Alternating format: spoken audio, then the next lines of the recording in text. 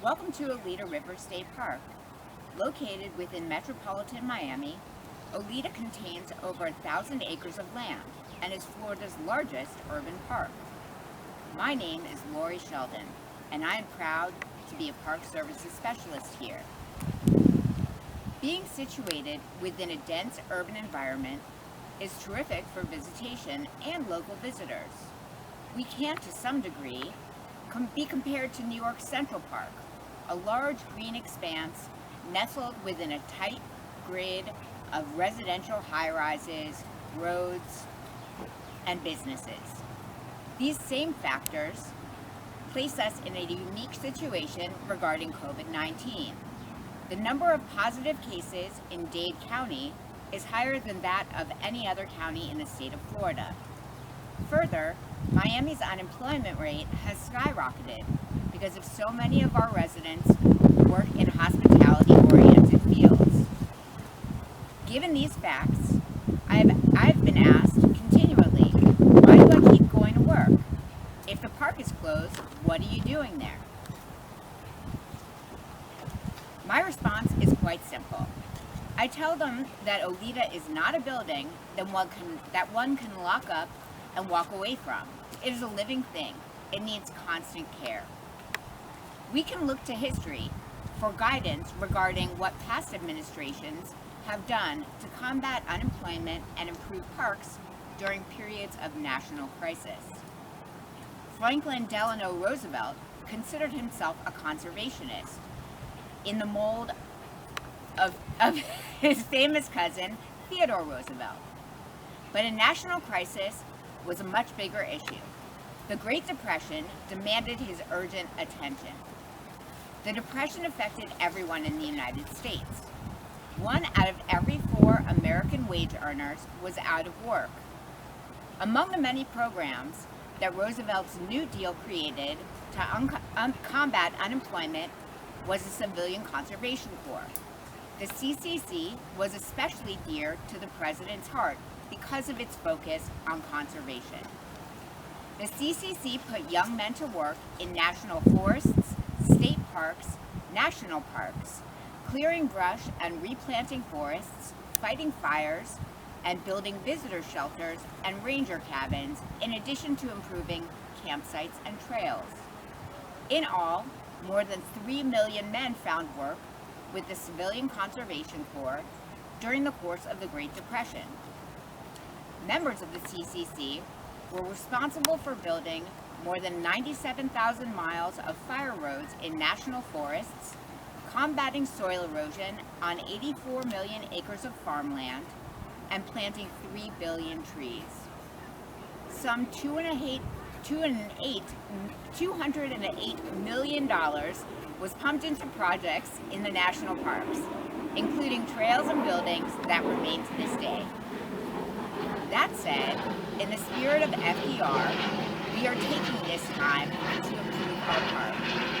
We have 14 primitive KOA cabins that were brought here shortly after the park opened in 1980. Because these structures are nearly always occupied, it has been very difficult to do much other than keeping them clean for visitors to use. We are currently rehabilitating these structures for future visitors. Each staff member has been assigned one cabin to work in and on, which allows us to comply with social distancing regulations. We have painted interiors and exteriors, repaired walls, stained furniture, and rebuilt windows, among other things. In the coming weeks, we will be putting down new flooring. Let's go take a look.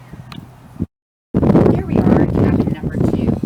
It has not yet been rehabilitated. Let's take a look inside. As you can see, from the outside, the porch is desperately in need of painting. You'll see the difference when we visit a cabin that has been worked on.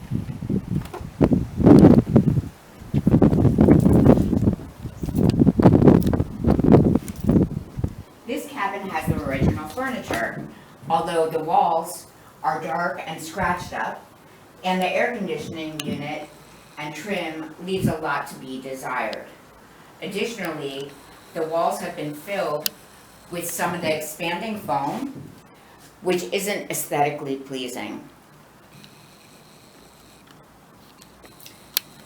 Now let's take a look at one of the cabins that we've refurbished to see the difference.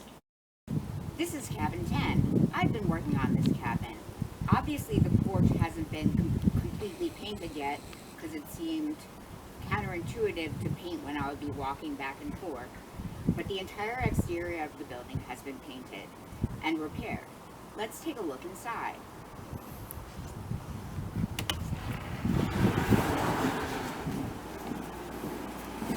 This new bed has been stained and sealed.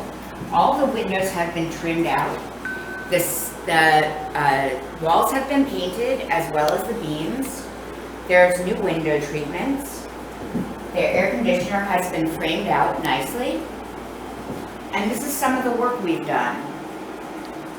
I had to replace my window, build a new window. I had to replace a pane of glass in the front window.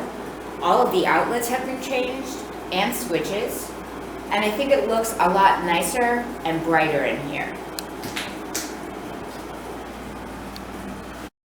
In addition to the work that we've done in our cabins, we are taking on major trimming initiatives to allow our park vehicles to pass through service roads and to provide proper clearance for cyclists and pedestrians.